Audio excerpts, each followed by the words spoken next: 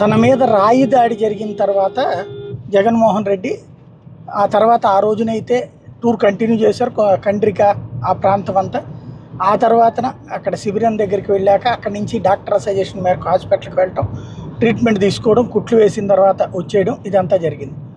తర్వాత ఇప్పుడు అదే జగన్మోహన్ రెడ్డి మళ్ళీ ఒకరోజు రెస్ట్ తీసుకోమన్నారు డాక్టర్లు. 3 రోజులు రెస్ట్ అంటే ఒక రోజుకి పరిమితం చేసుకున్నారు. ఇవాళ మళ్ళీ కేసరపల్లి దగ్గర నుంచి అంటే గన్నవరం దగ్గర కదా ఆగింది ఆ రోజున, కేసరపల్లి దగ్గర. అక్కడి నుంచి మళ్ళీ కంటిన్యూ చేశారు యాత్ర.